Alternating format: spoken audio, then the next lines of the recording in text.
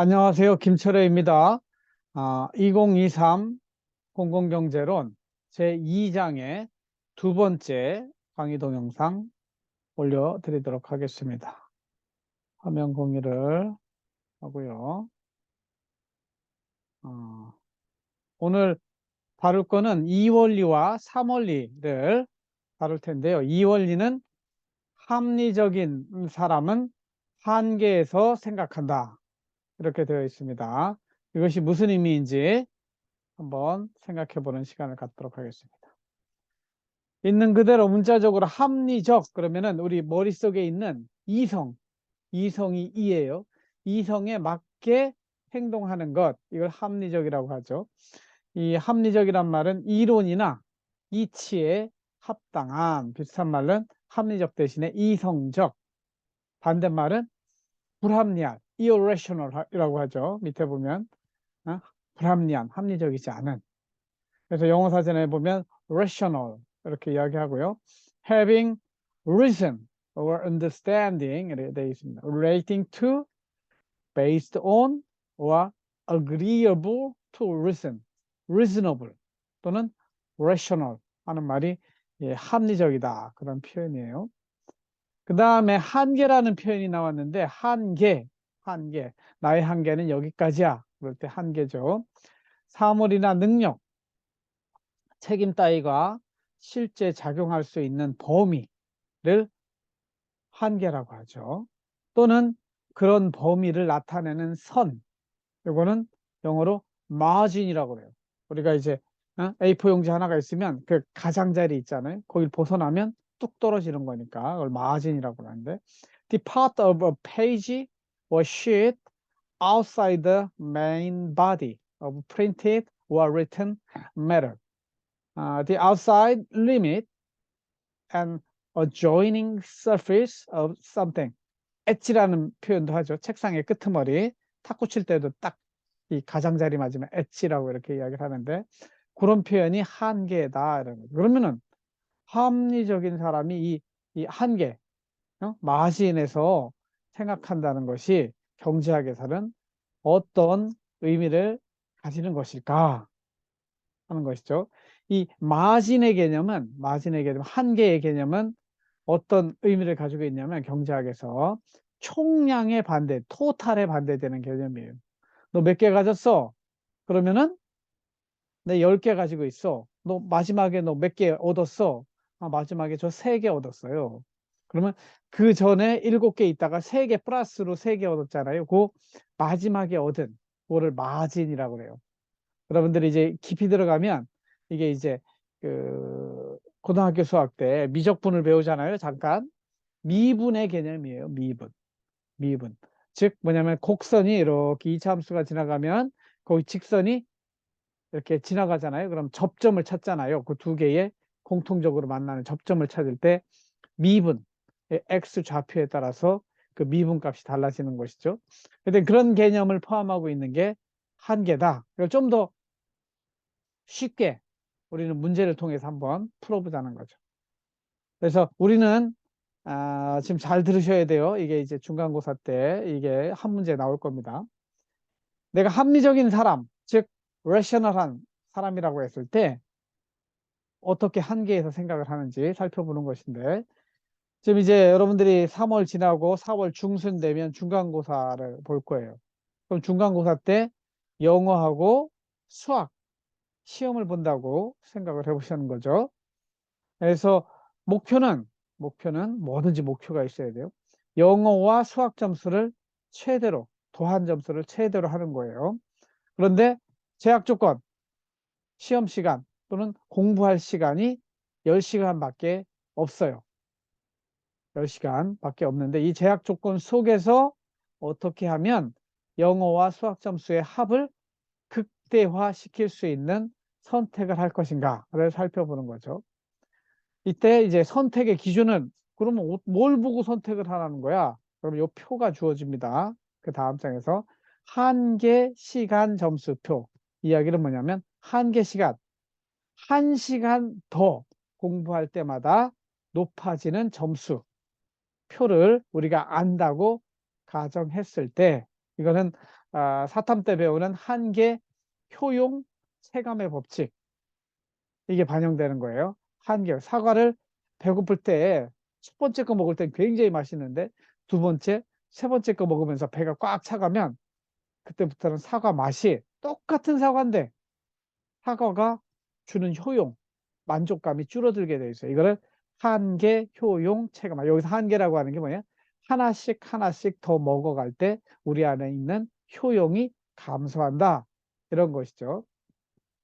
마찬가지로 공부할 때도 첫 번째 공부할 때는 그게 기본을 채우기 때문에 기본 한 뭐 2시간만 해도 한 전체 점수의 반 정도는 얻게 되죠. 그러나 저 뒤로 갈수록 변별력이 높은 공부를 해야 되기 때문에 1시간 추가로 공부하는 게 점점 한계 점수가 떨어지게 돼 있죠.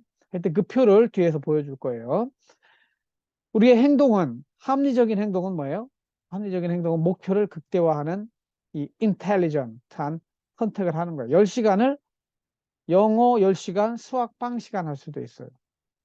수학 10시간, 영어 빵 시간 할 수도 있어요. 5시간, 5시간 할 수도 있어요. 나는 두 개 공평하게 공부할래. 그럼 5시간, 5시간 하면 되는 것이죠. 그러면 그것이 목표를 극대화할 것이냐? 그거는 알 수가 없어요. 뭘 봐야 되냐면 한계 시간 점수표를 봐야 돼요. 그래서 우리의 선택은 전체 10시간을 어떻게 사용하지? 이렇게 접근하는 게 아니고 합리적인 사람이 한계에서 생각한다는 이야기는 내가 10시간이 아니라 딱 1시간만 있다고 생각하면 1시간만 있다고 생각하면 영어와 수학 중에 뭘 먼저 공부하지? 이렇게 생각하는 거예요. 그럼 1시간을 뭘 선택해서 썼어요? 그러면 두 번째 시간은 뭘 해야 되겠지? 세 번째 시간은 뭘 해야 되겠지? 이렇게 하나하나 끊어서, 시간 단위로 끊어서 생각하는 거를 한계에서 생각한다. 이렇게 이야기를 해요. 그래서 결국 10시간을 어떻게 끊어요? 10시간을 10개씩. 첫 번째 시간, 두 번째 시간, 세 번째 시간, 네 번째 시간. 그래서 10번째 시간까지 끊어서 생각해야 합리적인 선택을 할 수 있다. 이것이 합리적인 사람은 한계에서 생각한다. 이렇게 이런 표현이에요. 이 표를 한번 잘 보세요. 이거는 공부를 1시간 더 할 때마다 점수가 늘어나는 표를 말해요. 즉 1시간 공부할 때 수학은 40점이 올라요. 영어는 30점이 올라요. 그러면 나에게 10시간이 있는 게 아니고 딱 1시간만 있다면 수학을 공부할 거예요? 영어를 공부할게요? 우리의 목표는 점수를 극대화하는 것이죠. 그렇기 때문에 수학과 영어가 있다면 인텔리전트, 머리가 있다면 이성이 합한 사람이라면 야, 수학은 40점 오르고 영어는 30점 오르는데 당연히 첫 번째 1시간은 수학을 선택해서 공부를 해야 되죠. 그래서 수학 1시간을 공부해서 40점을 확보하는 게 첫 번째 1시간의 최선의 선택이 되는 거예요. 그러면 40점 이미 써먹었어요. 그럼 나머지 선택의 가능성이 있는 이 표 안에서 두 번째 시간은 뭘 공부해야 되겠어요? 두 번째 시간은 영어를 공부해야 되죠. 30점. 두 번째 시간까지 썼어요. 그러면 세 번째 시간은 뭘 해야 될까요? 세 번째 시간은 수학을 해야 되죠. 10점짜리 수학을 해야 돼요. 그 다음, 네 번째 시간은 뭘 해야 될까요? 영어를 해야 될까요? No, 아니에요. 9점짜리가 있잖아요. 9점짜리를 따내야 돼요. 네 번째 시간은 수학을 해서 9점을 따내야 돼요. 그 다음에 다섯 번째 시간은 8점, 8점이 남았어요. 두 개 중에 아무거나 선택해도 똑같아요. 점수가. 그러니까 두 개 중에 하나 선택하고, 여섯 번째 시간은 또 8점을 선택하고, 그 다음에 일곱 번째 시간은 7, 7 있잖아요. 7, 7 중에 하나 선택하고, 여덟 번째 시간도 7을 선택하고, 아홉 번째 시간은 6, 6 중에 6을 열 번째 시간도 6 선택하는 거죠. 어? 그러면 최종적으로 10시간을 어떻게 써야 되냐면 수학 6시간 쓰고 영어 4시간 써야 내가 할 수 있는 최선의 선택을 한 거예요. 이런 선택을 하는데 도움을 준 게 뭐냐면 한 시간, 한 시간씩 끊어서 한계에서 생각하는 것이 정답을 이끌어가는데 도움이 된다는 것이죠. 그래서 가장 합리적인 행동을 하기 위해서 필요한 게 뭐냐? 우리는 한 시간, 한 시간 끊어서 생각하는 그런 습관을 들여야 된다는 것이죠. 그래서 총량 10시간이 있다고 생각하지 말고 딱 유일하게 1시간만 있다고 생각을 하는 것이죠. 오직 1시간만 나에게 있다고 한다면 어떤 선택을 할 것인가 생각을 해보는 거예요. 그리고 두 번째 시간, 세 번째 시간은 어떤 선택을 할 것인가? 나에게 점수를 극대화하려면 그래서 1시간씩 나누어 10번의 선택을 하는 것이죠. 그래서 최종적으로는 수학 6시간, 영어 4시간 하면 다 합해보면 수학 6시간 공부한 거 그 한 개 점수로 다 합해보면 수학은 80점, 영어는 4시간 합해보면 51점. 그래서 그 두 개를 합치면 총점의 극대화로 131점이 나와요. 이 주어진 표에서 이 점수보다 더 좋은 선택을 할 수 있는 것은 없어요. 이 상태가 최선의 선택이고 이때를 효율적인 선택, 합리적인 선택을 했다고 이렇게 우리는 평가를 합니다. 여러분들이 다른 거 한번 찾아보세요. 도저히 나올 수가 없습니다. 그래서 이 합리적인 사람은 한계에서 생각한다. 이것이 주는 메시지, 의미는 뭐냐? 우리는 선택하기에 앞서 내가 왜 여기 왔지? 내가 무엇을 위해서 이 선택을 하지? 하면서 목표, for what에 해당하는 목표를 신중히 생각해야 돼요. 제가 연강 시간에 행복 함수를 이야기했잖아요. 나를 하게 할 수 있는 여러 가지가 있는데 그 중에 내가 최선의 선택을 하려면 어? 뭘 먼저 선택해야 되지? 이 고민을 잘 해야 된다는 것이죠. 인생으로 따지면 남은 생애가 얼마나 될까? 여러분들은 지금 20대니까 최소한 한 50년은 더 살 수 있을 거라고 생각할 거예요. 나는 이제 55살이니까 한 20년 더 산다고. 어떤 사람은 30년, 40년, 이렇게 더 살 수 있을 거라고 생각을 할 거예요. 그런데 합리적으로 이렇게 생각을 한다면 앞으로 20년 동안 뭐 하지? 앞으로 50년 동안 뭐 하지? 이렇게 막연하게 생각하지 말고 제대로 된 선택을 하려면 어떻게 해야 돼요? 1년, 1년 단위로 끊어서 생각을 하는 것이죠. 나에게 생명이 1년만 남았다고 생각하면 내가 진짜 1년 동안 해야 될 일이 무엇일까? 그러면 삶의 태도가 달라지죠. 어? 그래서 최선의 선택을 하는데 도움이 된다는 거죠. 물론 더 나아가서 내 인생이 시한부 인생으로 한 달밖에 안 남았다. 그러면은 쓸데없는 짓 하지 않아요. 그 시간에 내가 진짜 해야 될 일, 부모님한테 감사해야 되지, 또는 뭐, 내가 사랑했던 사람한테 사랑을 고백해야 되지, 나름대로 행복 함수가 다르기 때문에 어떤 행동을 하느냐는 달라질 수 있는데 중요한 건 자기한테 가장 의미 있는 그 선택을 하게 된다는 것이죠. 그래서 이 합리적인 사람이 한계에 선택한다는 것은 총량이 주어졌을 때 총량 전체로 생각하는 게 아니고 따박따박 끊어서 따박따박 끊어서 1년 단위로 또는 한 달 단위로 그래서 회사에 가면 다 모든 일들을 연 단위로 계획을 세워서 하고요. 그 다음에 3개월을 분기라고 그래요. 1년을 4개로 나누면 3개월이죠. 3개월을 분기라고 하고 한 달 한 달 매달 정리를 하고 좀 더 회사에 가면 일주일 단위로 그래서 월요일 날 항상 회의를 해요. 이번 일주일 동안 어떤 일을 할 것인가 이렇게 해요. 좀 더 효율적으로 사용하는 사람들은 하루하루 끊어서 생활을 하는 것이죠. 그래서 우리가 예를 들면 좀 박하긴 하지만 그 하루살이라고 생각을 해보세요. 하루하루 사는 하루살이는 최선을 다해서 물론 하루만 살지 않습니다. 애벌레서부터 하면은 한 일주일에서 열을 살아요.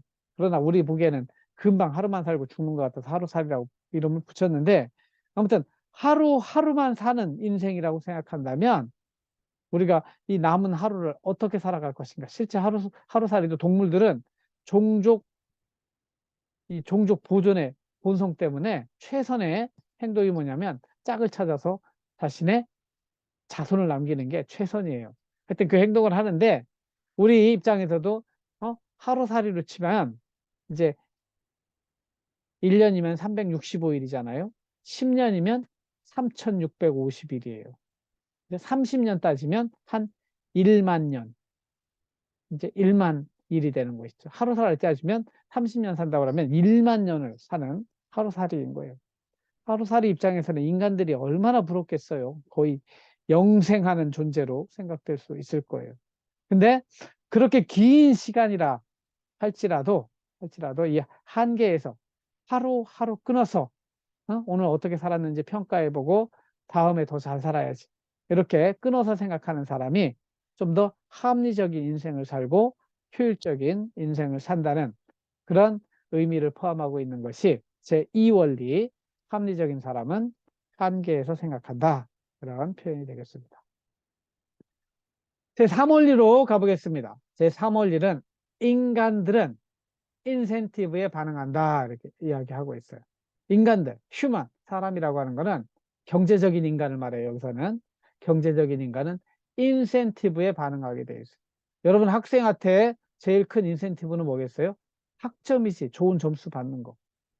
그죠? 여러분들이 왜 출석해? 출석 안 하면 점수 깎일까 봐. 그러잖아요. 내가 여러분들한테 인센티브를 주죠. 질문을 잘하고 대화를 많이 하면은 인센티브 줄게. 이렇게 학생에게는 그저 성적 정도가 인센티브예요. 직장인들에게는 직장 다니는 사람들한테는 넘버원 인센티브가 성과금, 돈 주는 거예요. 내가 열심히 일하면 돈 많이 줄 거예요. 또는 공무원들한테 넘버원은 승진이에요. 계급제이기 때문에 계급이 올라가는 걸 좋아해요. 하여튼 이 돈이든 승진이든 이런 것들을 준다고 했을 때 더 열심히 일하게 된다. 이것이 인간들은 인센티브에 반응한다. 인간성에 대해서 한번 생각을 해볼까요? 나중에 기회가 되면 좀 더 제가 좀 살펴볼 텐데, 인간성이라고 하는 것은 인간의 본성, 사람의 됨됨이를 말해요. 그 밑에 비슷한 말, 반대말은 오타예요. 앞에 걸 가져오다는. Human nature, the fundamental disposition and trait of humans, the way of thinking, feeling, and acting that are common to most people. 보통 사람들의 이 경제학의 관점에서는 인간은 selfish, 이기적인 인간으로 보고 있어요. 남한테 해를 끼치는 정도까지는 아니더라도 남에게 해를 끼치지 않는 한 인간은 모두 자신의 이익을 추구한다고 보는 것이죠. 그래서 인간 본성에 대한 관점이 여러 가지가 있어요. 동양 철학, 서약 철학. 여러분들 다 아시는 바와 같이 성선설을 주장한 사람, 맹자, 루소, 성경에서는 타락 이전에, 창세기 3장 이전에 인간은 하나님의 형상을 따라 지음받았기 때문에 굉장히 선한 모습으로 나와 있어요. 그래서 이런 성선설을 주장하는 사람들은 사단, 칠정, 성령의 열매 이런 것들, 선한 부분들을 강조해요. 반면에 순자, 판비자, 호흡스, 마키아벨리, 성경에서도 3장의 그 타락한 인간, 선악과를 따먹고 범죄를 저지른 그 인간 이유는 다 악하다고 이렇게 보고 있어요. 반면에 고자, 동양의 고자나 서양의 로크, 듀이 같은 사람은 백지설이라고 그래요. 태어날 때 착한 게 어딨고 악한 게 어딨어? 어릴 때 부모들 또는 그 환경 속에서 어떤 환경 속에서 자랐느냐에 따라서 어? 착하고 돕는 환경 속에서 자란 아이들은 그런 아이들로 자라고 반면에 맨날 싸우고 욕하고 이런 가정에서 자란 아이는 그런 악한 아이로 자라게 된다. 이렇게 보는 입장은 백지설 이렇게 이야기해요. 그러면 나중에 시간 될 때 더 이야기를 하고 그럼 경제학자들은 인간의 본성을 어떻게 보는가? self-interested man, 본질적으로 자신의 이익을 추구하는 존재로 봐요. 다만 여기서 전제 조건은 타인에게 피해를 주며 이익을 추구하는 건 아니에요. 타인에게 피해를 주지 않는 한 자신의 이익을 추구하는 것이 행복을 추구하는 것이 그것이 인간의 모습이다. 좀 더 나오면 인간의 효용, 인간의 쾌락, 행복을 추구하는 것이다. 그래서 이런 부분을 아담 스미스, 경제학의 아버지라고 하는 아담 스미스는 도덕감정론에서 impartial speculator를 앞에 두고 누군가 나를 보고 있다고 생각했을 때 나는 이익을 추구해야 돼. 다른 사람한테 피해는 주지 않는 것이죠. 이런 관점들이 있습니다. 마지막에 아담 스미스에 대해서는 시간이 되면 좀 살펴볼게요. 그 다음에 인센티브라는 말이 나오는데 인센티브는 뭐냐? 어떤 행동을 하도록 사람을 부추기는 것을 목적으로 하는 자극, 유인제도, 한국말로 유인제도 이렇게 이야기를 해요. 특히 종업원의 근로 의욕이나 소비자의 구매 의욕을 높이는 것을 이른다.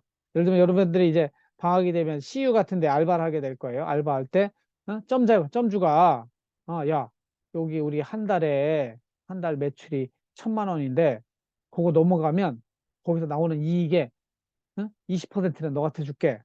열심히 친구들 CU에 와서 물건도 사게 하고 친절하게 하고 그러면은 어? 내가 돈을 많이 줄게. 이게 인센티브라고 하는 것이죠. 오늘 인센티브 something that incite or has a tendency to incite to determination or action. The rising cost of electricity provides a strong incentive to conserve energy. 우리 돈이나 물이나 막 물 쓰듯이 쓴다고 그러잖아요. 왜 그럴까요? 싸니까 그래. 너무 싸니까. 우리는 생산 단가보다도 낮게 지금 한전이 30조 적자를 보고 있고 수자공사라든가 지방 상수도도 원가 이에 공급이 되고 있는데 그러니까 그런 때는 가격을 팍 올려버리면 사람들이 어이구 전기값 올라갔네. 수도 요금 올라갔네. 이러면서 줄여 쓴다는 거죠. 이 가격만큼 좋은 인센티브가 없어요. Government offers special tax incentive for entrepreneurs. 기업들한테 이쪽에 좀 투자를 했으면 좋겠어. 그럴 때 인센티브가 되는 거야. 그러면 너 세금 깎아줄게. 그걸 tax incentive라고 그래요. 그러면 사람들이 저쪽에 투자하면 세금을 안 내네. 돈을 아낄 수 있네. 그러면서 그쪽에 투자를 하게 되는 것이죠. 왜 사람들은 인센티브에 반응하는가? 경제학적 인간에서는 인센티브라고 하는 거는 나에게 이익이 오는 거예요. 그러니까 이기적인 인간, self-interested 인간, self-interested man의 입장에서는 효용을 극대화하고 이윤 극대화하려면 이 인센티브에 반응할 수밖에 없어요. 그러니까 이 이야기는 어떤 사람의 행동을 이끌어내려면 어? 공부를 잘했으면 좋겠어. 그러면 공부를 잘하는 사람한테는 그 사람이 원하는 인센티브를 줘야 되는 것이죠. 물론 내가 여러분 학부모 입장에서는 너 이번 올해이 마저 오면은 내가 100만 원 쏜다. 부모님이 이러면 여러분들의 행동을 변화시킬 수 있잖아요. 그 행동을 변화시킬 수 있는 힘이 인센티브죠. 대체적인 사람들은 물질이 되는 보상 또는 명예, 돈과 명예와 공무원들은 승진을 좋아해요. 뭐 열심히 해서 하면 승진시키. 그러니까 지금 윤석열 정부도 공무원들이 너무 일을 안 하니까 성과가 나는 사람들한테는 2계급 특진시켜 줄 거야. 성과급도 다른 사람보다 2배 더 줄 거야. 막 이런 식으로 성과 제도를 설계하는 게 이게 인센티브 시스템이죠. 그래서 수단으로서 보상의 중요성을 강조하는 거예요. 수단, 공부를 잘하게 만들려면 예를 들면 인센티브로 돈을 주든지 선물을 사주겠다고 하든지. 이 공부 진짜 중요한 거는 공부 자체를 좋아하는 게 최고의 인센티브죠. 나는 필요 없어요. 그런 수단 필요 없어요. 나는 공부 자체가 즐거워요. 나는 학점 따는 그 자체가 너무너무 행복해요. 이런 사람들은 인센티브, 수단으로서의 인센티브가 필요 없는 사람들이에요. 근데 너 왜 공부하니? 공부를 해야 어? 돈을 많이 벌죠. 그러면 최종적인 목적은 돈이 되는 것이고 공부도 수단이 되는 것이죠. 그래서 여러분들이 인간관계 할 때도 상대방한테 뭐가 인센티브가 되는가를 잘 파악하는 게 중요해요. 상대방의 내면의 욕구 또는 그 모티베이션이라고 하는데 모티브가 뭐 있는지를 잘 살펴볼 필요가 있습니다. 이 부분에 대해서 그러니까 인간 내면이 보이진 않지만 무엇이 있는가를 연구한 사람이 하버드 대학의 매슬로우라는 사람이에요. 매슬로우가 욕구 5단계에서를 이야기했는데 인간 가장 밑바닥에 있는 욕구는 피지컬한 욕구, 피지올라지컬한 그런 욕구가 있고 그 다음에는 세이프티, 안전의 욕구가 있고 그 다음에는 사회적 욕구, 러브, belonging, 이게 소셜한 욕구예요. 그 다음에 esteem, 이거는 존경받고 싶은 욕구가 있어요. 마지막에는 다 다른 사람들로부터 오는 욕구가 아니고 self actualization, 자아 실현의 욕구가 있어요. 그래서 5단계로 이렇게 욕구가 올라간다고 주장한 사람이 매슬로우예요. 여러분들 생각해보면 나중에 행정학 시간에 이런 거 다시 배울 거예요. 저하고 이제 인사행정 쪽을 행정학 제가 저 뒤에 10주차 이후에 할 텐데 그때 이거 다시 자세히 다루겠습니다. 이런 메시지로 볼 때 인센티브에 반응한다 하는 것이 우리에게 어떤 메시지를 주느냐. 난 여러분들한테 사회주의 경제에 대해서 이것을 가지고 설명을 하고 여러분들 사회주의 경제를 겪어보지 못했잖아요. 북한은 사회주의 경제가 아니고 북한은 왕국이에요, 왕국. 그래도 사회주의 경제 지금 마지막 남아있는 데는 쿠바나 이런 데 좀 남아있는데 우리 시절에는 소비에트 연방이라고 소비에트 연방이 한 70년간 했어요. 그래서 북한도 사회주의를 제대로 했던 때가 있어요. 김일성 초기에. 그래서 1970년대만 하더라도 여러분 아버지들 세대죠. 태어날 때만 하더라도 우리 남한보다 북한이 더 잘 살았어요. 거기는 이 빈부의 격차도 없고 땅도 딱 이렇게 나눠주고 인민들한테 토지개혁이라고 하죠. 여러분 역사 시간에 배웠겠지만 그런 일들을 해서 초기에는 북한 사람들이 노동자들이 더 열심히 일도 하고 그랬어요. 이 공산주의 역사를 볼 때도 저 소련이라는 나라 있잖아요. 볼셰비키 혁명이 1917년, 19년 그때 일어나는데 레닌의 주도하에서 이 농노와 농민들이 힘을 합쳐서 귀족들을 다 몰아내고 죽여버리고 이 노동자들의 나라를 만든단 말이죠. 그러고 나서 그 주변 나라들까지 이렇게 펼쳐나가가지고 소비에트 유니언을 만들어요. 그 당시만 해도 전 세계가 냉전 체제라고 한쪽은 미국을 중심으로 한 자유주의 국가, 소련을 중심으로 한 이 사회주의 국가로 나눴단 말이죠. 그런데 1980년대 들어와서 이 사회주의 국가들이 다 몰락을 하게 돼요. 다 망해요. 그 당시 소련의 고르바초프가 야, 우리 더 이상 소비에트 연방 유지하기 어렵다. 가지고 자기네는 러시아 땅으로 돌아가고 나머지 연방들은 다 독립을 시켜버리게 돼요.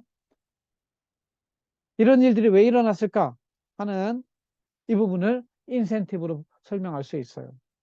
실제로 사회주의 국가가 굉장히 좋은 거예요. 지금 이미 이재명도 기본사회로 가자. 내가 대통령 되면 기본소득 다 깔아줄게. 뭐 이런 이야기 하고 있는데 이 사회주의의 이념은 능력에 따라 생산하고 필요에 따라 분배하는 거예요. 우리 중에 능력 있는 사람, 나같이 능력 있는 사람은 100을 만들어내요. 근데 내 필요가 50밖에 안 돼요. 그럼 사회주의 국가에서는 어떻게 하는 거예요? 공동생산, 공동분배이기 때문에 나는 100을 만들어냈지만 50만 필요하니까 그래, 내가 건강하니까 우리 함께 사는 공동체를 위해서 내 50은 낼게. 우리 가운데 장애인이 있어요. 장애인은 능력은 50밖에 안 돼요.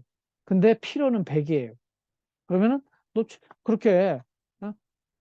힘드니까 우리 공동체 내에서 너한테 필요한 거 다 채워줄게. 그래서 능력에 따른 생산, 필요에 따른 분배.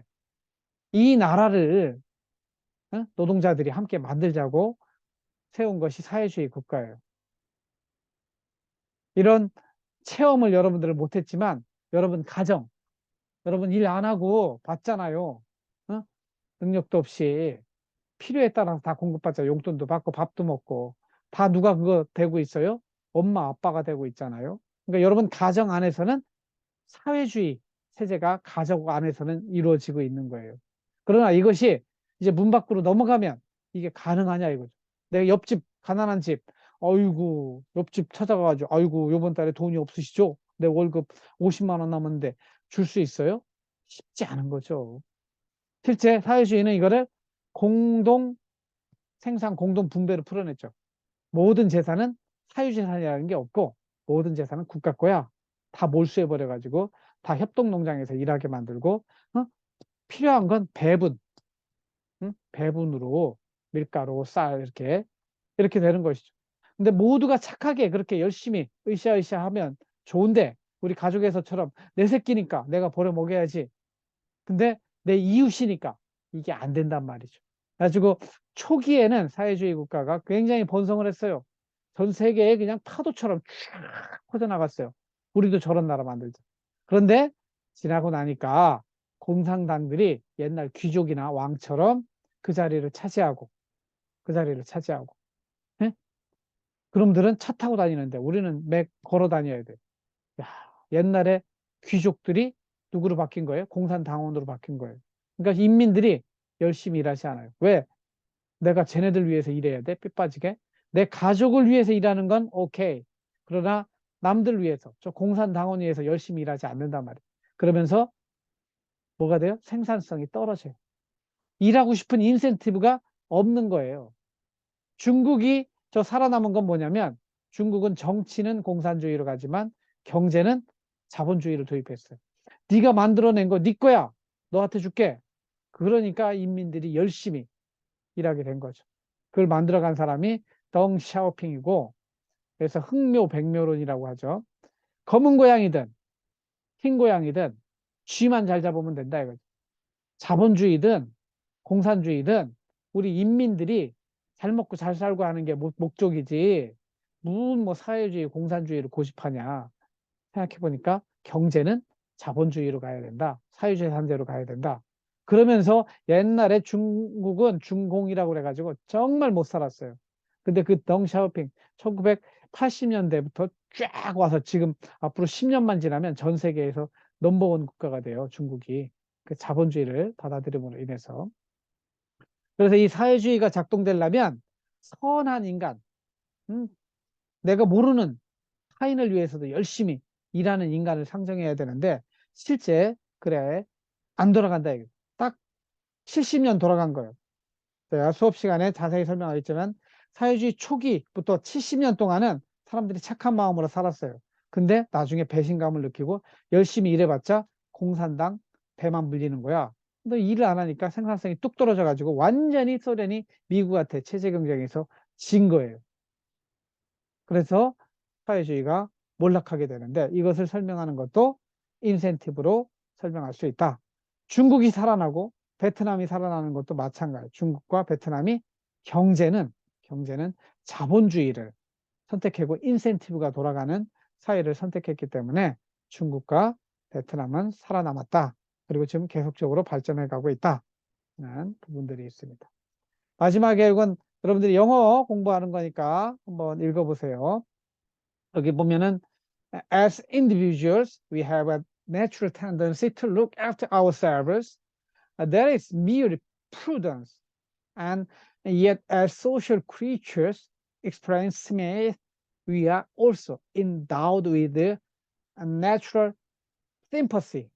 Today, we would say empathy toward others. 다른 사람에 대한 이런 도덕 감정, 론이라는 책이 있어요. 제 뒤에 이제 도덕감정론 요 책에 있는데 요 책에 나오는 핵심 개념이에요. 이게 도덕감정론에 나오는.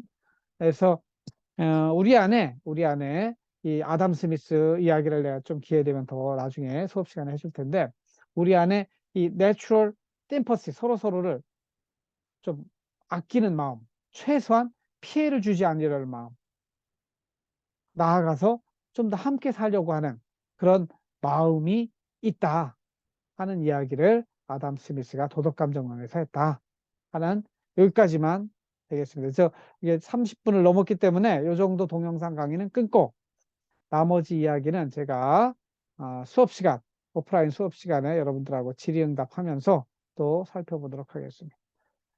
들어주셔서 감사하고 실제 수업 시간에서 또 만나도록 하겠습니다. 마치겠습니다. 고맙습니다.